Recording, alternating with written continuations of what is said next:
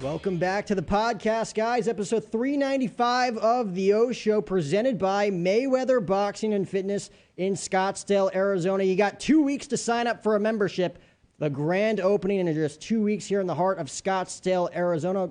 Learn the training regimens from Floyd Money Mayweather himself. Again, just 2 weeks away. We're also brought to you by betonline.ag. Get a 50% bonus just for signing up on the website, betonline.ag, the number one gambling marketplace right now online. We got a special guest in studio today. Again, episode 395. We've been trying to schedule this for a few months now, Bob, but we have finally gotten it done. Bob Nightengale in the house. My pleasure, Jack. Glad to be here. And again, you're from Arizona, correct? Went to school here and lived here 4 years as a kid. My dad was in the Air Force, so we moved everywhere. Yeah, again, So, like being all over the place. Did you have a baseball team growing up that way? You know, being from all over the place? It was the Yankees, just because my grandparents lived in Jersey, and they were at Yankee games a lot. So I followed the Yankees even when they were terrible. Well, welcome to the studio. Robin, what fan are you of, baseball-wise? Diamondbacks? I'm sorry. 26 championships short. Yeah, well, the infield was in. I'll say that. Mariano Rivera threw a picture-perfect cutter to Luis Gonzalez, and he got enough of it to bloop it over Derek Jeter's head. Yeah, that was a wild World Series. And well, it's funny because people forget, maybe you too, Jack, that, the Diamondbacks could have swept that series. But remember that closer, Kim, just kept popping up game after game. It's like, wow. I've seen the classics over and over again. I was only like 2 years old when it happened. But yeah, Tino Martinez, the game-tying home run in Game 4. Jeter, the Mr. November moment. Brocious, the home run in Game 5. And then Yankees up 3-2. Go back to Phoenix, and it just falls apart. Yeah, Game 6 was, what, I think 15-0. Yeah. And then, Schilling and Johnson. People forget Johnson came back on 0 days rest to help out in the bullpen. Were you there for that series? Yeah. Were you covering it? Yeah. The Yankee Stadium was awesome too in Arizona, but Yankee Stadium was just rocking. Yeah, when they're George Bush comebacks. Throws out the first pitch. Yep. Picture perfect strike right down the middle. Yep. Oh my God! From the mound too. Yeah, it was impressive. Yeah, I remember when he was a owner of the Texas Rangers, and you kind of knew he was going to become president, or at least run for president. And he came over and shook some reporters' hands. Hey, I'm George Bush. I'm with the Rangers. But just no ego at all. Wow. At least when he was a baseball owner. That's awesome. Yeah. Wow. So what was your favorite moment from that series then? Because there's, again, games 1 and 2 in Phoenix had a lot going on, but those 3 games in New York obviously is what people, at least Yankee fans, remember from that experience. Obviously Game 7's the epicenter of that series, but what do you remember most from covering that series, given that the Diamondbacks were, 3 years in, winning their first and only World Series? Yeah, it was the greatest expansion team of all time. They won from the jump with Jerry Colangelo spending money, saying, hey, I want to compete. I know it's almost a bandwagon town, and it worked. I remember the most is those 3 games at Yankee Stadium as far as the comebacks in the stadium. There was the old stadium back then. That thing was actually rocking. You could feel it shake. People were so excited. And there's nothing like postseason back east. I don't care if it's New York, Philadelphia, or Boston. It's just a different vibe. Yeah, it was, obviously exciting when that ball drops in left center field and they win the World Series. You can just see in the video, like, the place erupts. But it just was not the same type of feel as it would be for, like, an actual big baseball sports-esque town. Because New York and Boston, I think, are, like, the 2 top passionate cultures when it comes to sports overall. Yeah, and I'll throw Philadelphia in there, too. Yeah. But Philadelphia's rough, though. Yeah. But it's like, it's life or death almost in those cities where if the Diamondbacks had lost, it would have been, okay, we had a great year. Let's go jump into bars and stuff like that in Old Town. Where in New York, it hit them hard because I think they, too, knew that it was the end of the dynasty. Oh, yeah, unfortunately. And then they go back in 2003. What? 9/11. Yeah. That was that's those 3 games in New York I was saying that are just will forever be entrenched in history for the Yankees because that stadium, like you just said, you were there, was rocking. Yeah, I'm going back to New York for the 9/11 20-year anniversary in 2 weeks. So going back for that, and people, and the Mets fans always remember the Piazza home run. Yes. Yeah, first against game the back at Braves, Shea. yeah. I feel like every team had a special moment at some point. Obviously, those two New York ones stand out, but I feel like everybody had a special moment in that time because they only took, because COVID season didn't start till July. You know, a world pandemic. This obviously is something completely different, a tragedy in a completely different way. They only took, what, 2-3 weeks off? Something like that? 9/11 was just 1 week. Just 1 week? Yeah, 1 wow. week, yeah. 1 week. Yeah, I was in San Diego covering, I came out to do a Tony Gwynn story because he was going for 400. 9/11 hits. I ended up going to his house a few days later, stayed in San Diego because the Giants were coming in and Bonds was going for the home run record, and stayed with Bonds. So covered the rest of the Giant games, you know, where they played, and then all of October. So I was living in Minneapolis at the time, so I didn't get home for 7 weeks. Oh, my God. When did you, because you're still with USA, right? Right, yeah, I started in 98 with USA Today. That is a long time. Yeah. Yeah, nowadays it's like you're there for a few months, you feel like a long time. I was going to say, like, in today's day and age, like, I don't think that's, like, a thing anymore to be at the same place for 20-plus years. Like, my dad's been at, you know, the same company for a long time. My mom as well, doing the same thing. And it's like, I know for us that maybe with technology and social media, we were talking about it with the last guest that was in here building, you know, just YouTube channels. You see it with John Boy Media or Barstool Sports. Right. Like, you can build your own stuff and monetize your own stuff if you're good enough at it, you know. But, like, what about, you know, you starting out, I guess, obviously a lifelong baseball fan. What was it for you that kind of wanted to be, whether it be a writer, reporter, what did you initially want to do? You know, even from high school on, I think I wanted to be a sports writer. Not necessarily baseball. Yeah. I like, you know, whatever season it was, I liked those sports. You know, basketball might have been my favorite at the time. And then, you know, went to Arizona State, and then got a job offer to go to Kansas City, and ended up covering the Kansas City Royals. Yeah. And then moved on to the Padres, Angels, and Dodgers for the LA Times. But yeah, I was just always, you know, one of those kids just always interested in sports. And you, again, have been there long enough to see the transition from, you know, writing about stuff and people watching it wherever they can watch it to the social media age where Twitter can just, like, attack you for no reason, and there's Instagram, Facebook, all that stuff. What was that transition like? Like, do you remember that exact moment when it started to become, like, an actual relevant thing where anybody could just base their opinions with one click of the phone? Yeah, well, it just seems like it's getting, you know, more wild, more crazy and nuts by the day.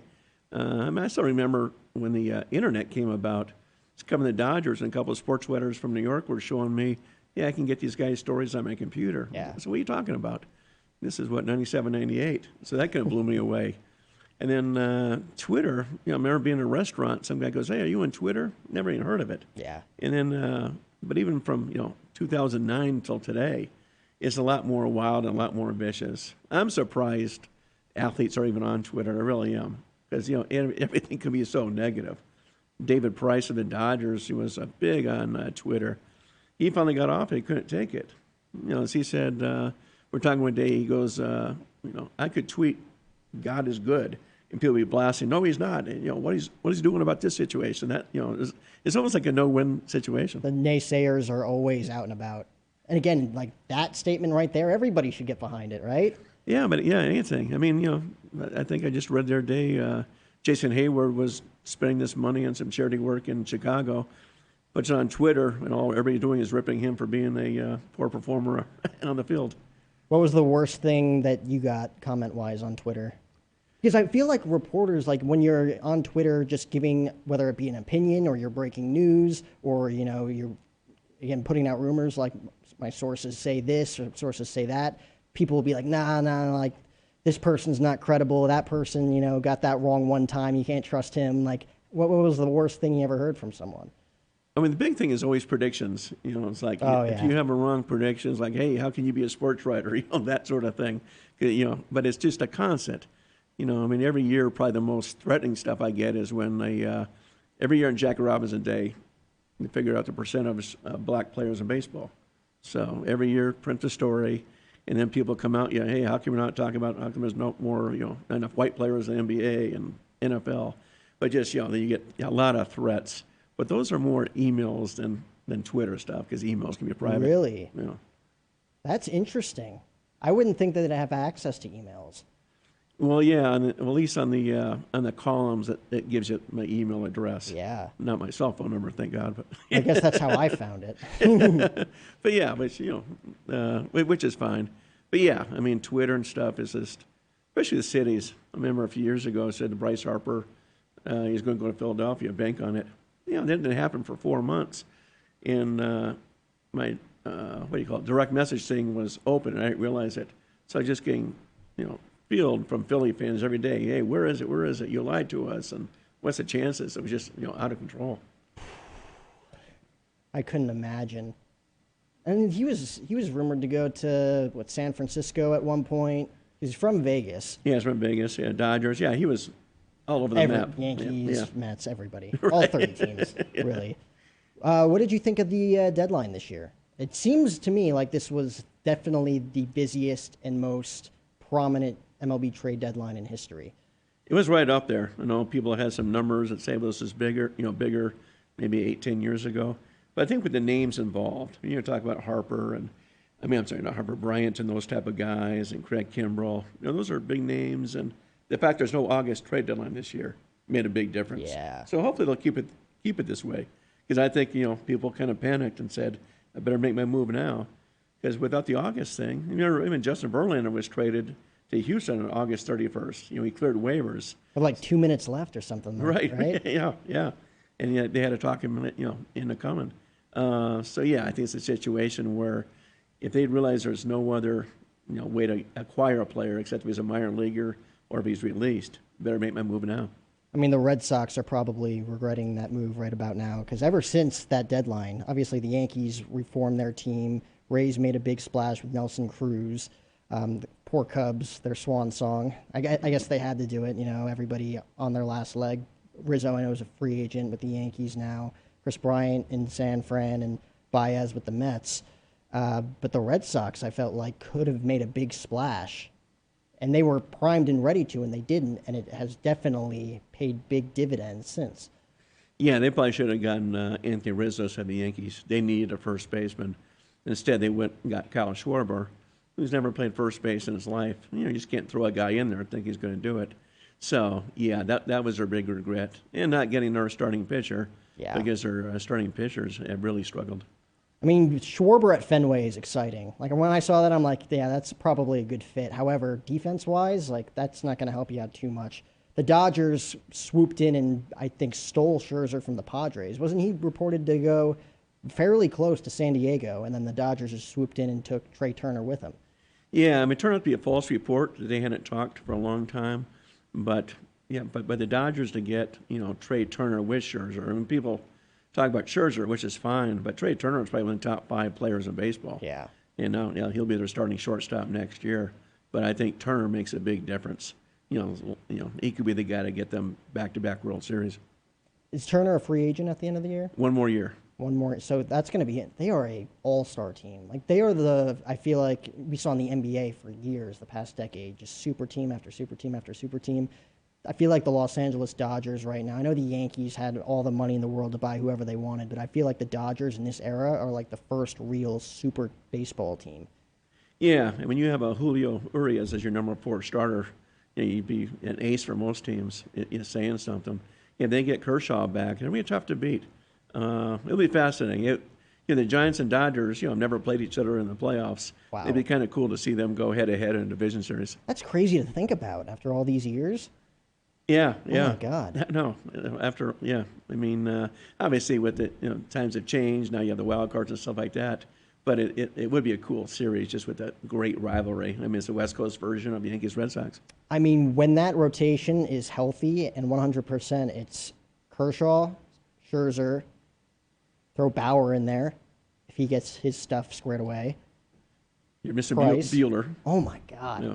Kershaw, Bueller, Scherzer, Price, Bauer, Urias. It just goes. That's an all-star rotation. Yeah, they lost Dustin May. Remember early in the year, and he was a stud. But yeah, Bueller may win the Cy Young award, so he may be starting. Game 1. That's the one thing, like as a Yankee fan, and you probably experienced this going to games too. Like Yankee fans, as soon as those trades were made, you get Gallo, you get Rizzo, World Series is back on. Everybody's like, there's nobody that's going to beat us. And then the second we go down like 5-0 in a game, it's like, oh, fire Boone, we're awful. They immediately turn on them. But obviously they've won 11 straight, and now it seems like they're going to, at very least, make a decent run in the postseason, though I don't think their pitching is going to hold up. You got Cole at the forefront, but other than that, it's going to be very wishy-washy, I think, on Aaron Boone's part to navigate them through that postseason. Yeah, and the bullpen, as we're seeing with Chapman, Chapman's been struggling. Every single game, it's a heart attack. Yeah, some of the young guys like Montgomery's pitched well on the rotation. What's his name is, Luke Voigt has finally caught fire. Yeah. Ever since they traded for Rizzo, he said, wait a minute, now you're not taking my job. And, he's been performing great for him. So, yeah, and, same thing, Yankees, Red Sox, that could be the wild card game, which would be crazy. And they have, 2018 was the last time they met in the playoffs in the ALDS. But, yeah, I mean, I remember when that trade for Rizzo went down, I'm like, okay, so Luke Voigt's gone. Like, I can live with that. He was a great player, but I could live with that. And when I saw just 2 AA prospects, I'm like, are you kidding me? It's a steal. Like, I know he's a free agent at the end of the year, and the Cubs are paying, like, the remaining of his deal. Right. I'm like, all right, we'll take it. I guess they'll platoon, one at first, one DH. And the DH will obviously, the Stanton, Judge, anybody who needs a half-day rest. Yeah, I mean, that's been a big difference, too. Stanton's played like 12 of the last 25 games in the outfield, and he hasn't played outfield for 2 years. So he's been a big contributor, too. They're able to do that. Now you can have Voigt in the lineup at the same time as Rizzo. So do you think that this sudden change, obviously the Yankees probably had one of the worst up and down seasons I think they've had in recent memory for a team that, again, talk about super teams, that lineup should win them 100-plus games every year. However, they just were not clicking this year until those deals were made. Now it seems like they're on a run to attack. Does this mean that the Tampa Bay Rays are going to, not fall flat on their face, but like, are the Yankees capable of taking on the Rays in a scenario where it's like the Yankees are the favorites if that series goes down?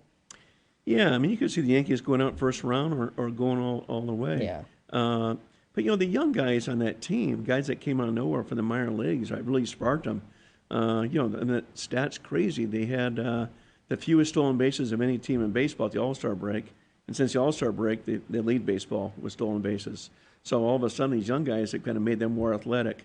And but having the left-handed bats, not a lot hard to pitch to, where the opposing team said they were so easy to pitch to before because you all swing the same. They're all swinging for the fences and striking out or hitting a home run. Oh, my God. And I think it was the Rays have the 11th hardest schedule left, I think, moving forward the next 6-7 weeks or so, where the Yankees have like the 7th easiest schedule moving forward, which makes things a lot easier for them to just keep climbing the ladder. They do, but the Rays are good. I mean, Rays are always good with a small payroll. I still think they win the division, and the Yankees get the number 1 wild card spot against, we'll see, whether it's Boston or Oakland or I can't see Seattle doing it, but they're hanging around too. But I think it'd be cool to see a Yankees-Red Sox wild card game. Again, just as a baseball fan, Seattle, what was it, 2001 was the last time? That was it. Longest drought in sports, I think, right now. Yeah, North American sports history. You'd like to see them at least clinch a playoff berth. Yeah, and remember their GM kind of gave up at the trade deadline. They traded away their closer to Houston Astros, and they're still hanging around. There were a few questionable moves like that one. Like, the Mariners are still in the hunt, but at the same time, what are you really going to do? This is not the prime. This is not the team that is going to win moving forward. But at the same time, you got a chance. With the new format, too, they're not going back to what they did last year, right? No. This is like it was 2 years ago. Okay. So just one game, winner take all of the wild card, and the wild card winner plays the team with the best record. What did you think of that format? Because it was interesting. I like the 2 of 3 format for wild card series, but at the same time, that's just so many more games you got to play to get to the eventual goal. It is, and baseball wanted it, and the union said no. What do you think is going to hurt competitive balance? What baseball wants to do next year is go to a 14 playoff team. You remember last year was 16, Yeah. 14. And what they would do, whoever has the best record gets a first-round bye. And then they want to do it like a TV-type show. Whoever has the second best record gets to choose who they want to play. Oh, So it's entertainment. Right. Oh, my God. So you don't want to play a team, obviously, that's got good pitching. Like a team like Cincinnati can scare you. sort of thing. But yeah, you get to pick who you want. I mean, I've only been on this planet for 20 plus years. Like growing up watching Yankee games in the mid 2000s, I think was a lot different than what it is now. And again, like being older probably has something to do with that. Watching games as a kid as opposed to watching games as an adult. But like with all the media consumption these days and like that, like postseason schedule getting mixed up just to like entertain fans, make baseball more exciting. Do you, obviously you can appreciate what's going on right now, but at the same time, did you prefer how simple baseball was as early as 10 years ago? No, I did. I was talking to a guy over lunch. It used to be, every Sunday in the newspaper would be everybody's batting average, that sort of thing. And it was a big thing as far as who was the batting champion that year. Now, nobody can even name you the top 5 guys who are going for a batting title. Used to be who's got the most home runs, who has the most ribbies. Now it's who's got the highest slugging percentage or OPS, things like that. So people are looking at a lot more different things than just the pure raw, numbers, those Triple Crown numbers. I mean, Miguel Cabrera just hit 500 home runs. Yep. And like that was a huge deal 10 years ago. I remember when A-Rod hit 500, 600. Bonds obviously breaking Hank Aaron's record. Like those were huge deals. Even when Pujols hit his 600th a few years ago, it didn't feel like that big of a deal anymore, just because of whether it be all the steroid speculation with everybody or even just the times changing. Like people are more interested in other stats. Right. I mean, Pujols is about 23, 22 home runs away from 700. So if he does that next year, it'd be interesting to see if it's big fanfare or not. I would say probably not. He's played pretty well since joining the Dodgers, I'd say. Yeah, for his role. For his role, yeah, perfect platoon guy, and still crush left-handed pitchers. Be interested to see if he ends up in St. Louis next year. They'll have the DH should come to the National League next year. It'd be interesting to see if they want him at least as a part-time DH. Sign a 1-year deal. Yeah. Farewell season almost. Yeah, close out his career with his buddy Yadier Molina and Adam Wainwright. So kind of get the band. They're both coming back. Yeah, to get the band together. That would be very. I didn't know that they were going to implement the DH. They haven't announced that yet, but the collective bargaining agreement, yeah, but they both want it. The owners want it. The players want it. See, like that's one of the things where I think it's better for the players. You don't want pitchers getting hurt. Some pitchers like Jacob deGrom, they rake. Mm-hmm. Other pitchers like John Lester has no idea what he's doing in the box, right? So, like, it's a good thing for the players, but as a fan, like, you're missing that whole dynamic of American League versus National League. Now it's just kind of one big thing. Yeah, and to your point before, Jack, it's almost entertainment value. People don't want to see a pitcher strike out and stuff. They want to see another slugger in there. So they would think that should increase offense. It's like, who knows for sure, but that Field of Dreams game, that ball was flying. So I don't know if they were using real baseballs or not. There was something. Yeah, something funny was going on. I don't think anybody cared, though, because it was so entertaining. Like, that was a spectacle. It was. For a regular season game, that was wild.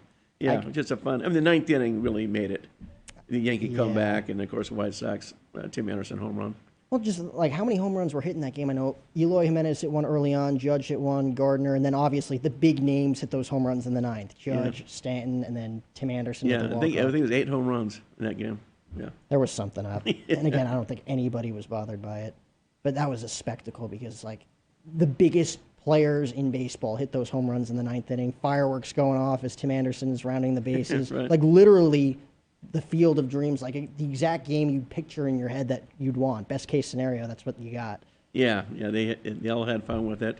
They just fly into the Dubuque, Iowa, that day, bus over, and then they take off. But yeah, I think it'll be around for a while. I mean, next year will be the Cincinnati Reds and the Cubs. That's they have a lot to live up to too. They do. Do you think they're going to go back to London anytime soon? Obviously, with everything going on, that's not a real possibility right now. But that Yankees Red Sox game, it was 2 games, right? Both football scores. Yeah, I was there. I want to say it might have been 3 games, 2 games for sure. And the ball. That was more just the climate there, the altitude and the fast service. But yeah, a guy would hit what would be a single. It would go all the way to the wall because the surface is so fast. But yeah, those were wild games too. They're both football scores. It was like 18-15 and then 17-13 or something like that. Yeah, and I'm trying to remember. I mean, I was there, but I can't remember if it was 2 games or 3 games. But yeah, it was fun to watch, and the fans got into it. They were going to return there last year until the pandemic hit. It was going to be the Cubs Cardinals, so they haven't scheduled that again since. But I would think they could return there. They want to get more of a presence in Europe. Yeah, I mean that's again like the big Midwest series with the Cubs and the Cardinals. Like you have to have big teams out there. I feel like in order to get those 2 games in. Yeah, for people in London, I mean, the NFL makes it work. They have 2 or 3 games every year now. People love their sports. It's a fabulous city. So I'm not sure I'd go back right away, but it was fun being there. Yeah. So June 29th, the Yankees win 17-13. Was a 5-5 tie after the first inning, and then June 30th, the Sunday, they won 12-8. So that's more of a baseball score, but that first game, So 2-game series, okay, yeah. Identical attendance records too. I don't know how real that is. Yeah, and they're both sold out. Yeah, I mean, people love being there. A lot of people flying in from New York and Boston too. Oh yeah, well, it wasn't just Europeans there. So yeah, it was fun. That is nuts. And how was the All-Star week this week at Coors? Just okay. Really? They did a great job putting it on. And it's the reason I say that is what after the game and the festivities was the home run derby or the draft. The bars and restaurants were closing up at 9:30 or 10, and it wasn't so much of the COVID, but they just couldn't get people to work. It was almost like just the hourly workers. They couldn't get enough people to work, so the hotel staffs and the restaurant staffs would say, "Sorry, we got to shut it down because we don't have room."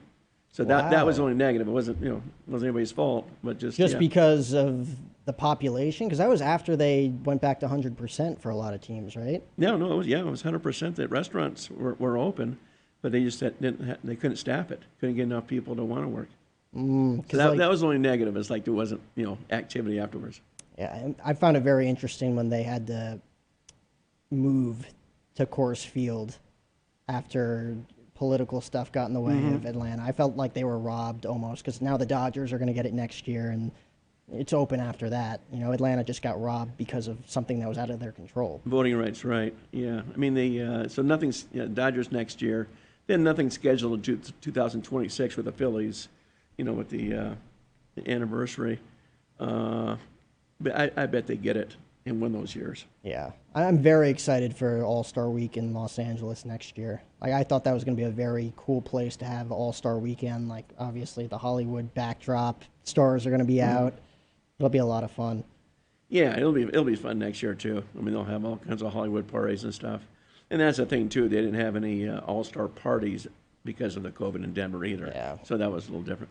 So what's been the most exciting event that you have covered in your entire career, if you have one? Some of those World Series, were unbelievable. Those are always fun. Cubs Indians had to be a blast. That was.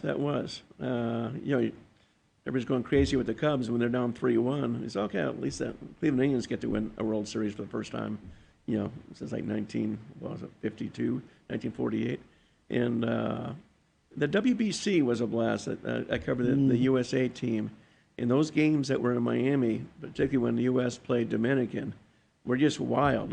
You couldn't help but root for the Dominican team. Just those fans filled it up there, sellout crowds.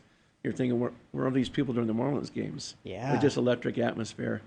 Yeah, but I always remember the postseason games are always the best. And I'll leave you with this question. I don't want to take too much of your time, but what was the, story, I'd say, that was the most heavy that you had to ever report on, whether it be on a specific player or a specific topic that got a ton of, comments, criticism, backlash, great feedback, whatever? What was that one story that you wrote in your career that you knew, this is something I'm very passionate about, and it just got a lot of buzz? Yeah, I'm trying to think of just one. A heavy story obviously would be when, Fernandez got killed, Jose Fernandez in Miami. That was shocking. And then, of course, it turns out, they had all kinds of, drugs in the system, and it should never have been, about. Same thing with the young pitcher. I was in St. Louis, and that got killed that night with when he crashed into the truck. And after that, it was almost no more alcohol in clubhouses. That one changed everything for everybody. Yeah. I think last year would have been if in Game 6, if Tampa Bay had beat the Dodgers. Remember Justin Turner, he got COVID that night, and he was on the field. And people were going crazy that night. What's he doing on the field with no mask after he had tested positive? So, but if the Dodgers had lost that game, then I think, they probably would have had a 4 or 5, 6 day layoff.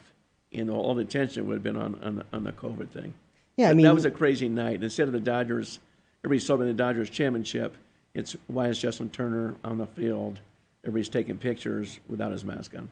As a person and as a man, like, you play that game to get to that level, to perform in that game, to celebrate in that moment, and you may never be allowed to do that again. So a positive COVID test, especially after the season had ended, that's the last game, I don't think his teammates would have been angry if they gave him COVID in that moment. It's like, you deserve to celebrate with us. I think they wanted him out there. I do. I mean, and he obviously felt cheated if he wasn't out there.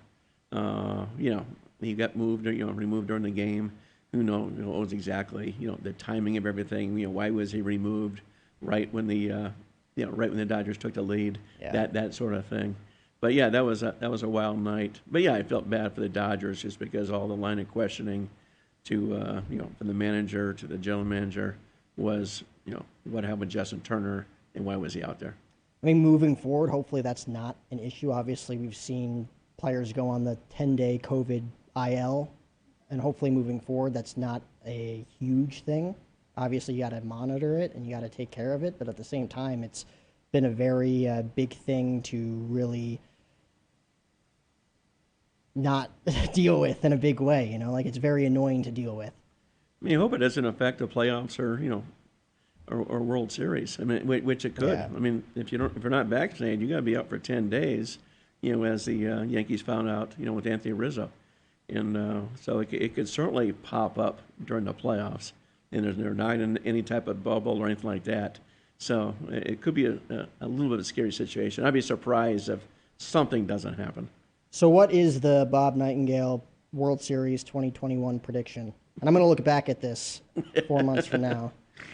I'm going Midwest. I'm going the White Sox, Chicago White Sox, against the Milwaukee Brewers. Really? I don't think people talk about the Brewers enough. They're a good team. I think they're just as good as the Dodgers or Giants.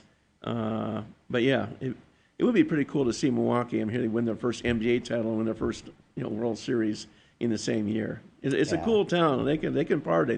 They can have fun in Milwaukee. It was Tampa Bay last year with the Bucks and the Rays, obviously in the World Series. The Lightning have had their time as well. But yeah, I mean, Milwaukee, I feel like deserves it. Bucks winning their first title, and now the Brewers. White Sox, I agree with.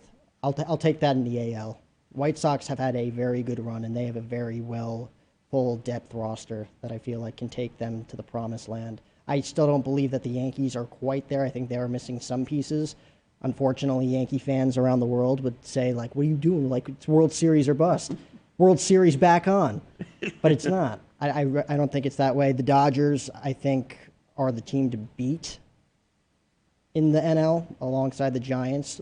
I mean, you're going out on a limb saying Brewers. We'll see what happens. I mean, I think that the most drama of the Hollywood World Series would be Dodgers against the Astros. Yes. Yeah, kind of rematch back in 17. I would be so angry as a baseball fan seeing them go back. Even last year, they're down 3-0 in the ALCS, and they win the next three. Like, you got to be kidding me. Yeah, I was there for that God series. keeps throwing these guys bones, and they don't deserve it. But yeah, I mean, that's it's last year for College Korea on that thing. He gets booed everywhere. But they're a good team. I mean, they could easily get back into the World Series, very easily. So White Sox Brewers, I'm going to hold you to that. I'll reach out if that doesn't, if that's not the case. But Bob, you're on Twitter, right? Reluctantly. Yeah, reluctantly, exactly. Yeah, just B Nightengale. B Nightengale on Twitter. Bob, thanks so much. I'm glad we finally got to do this. This was episode 395 of the podcast. Again, we're sponsored by Mayweather Boxing and Fitness. Again, use that 50% off code at betonline.ag. Thanks for watching.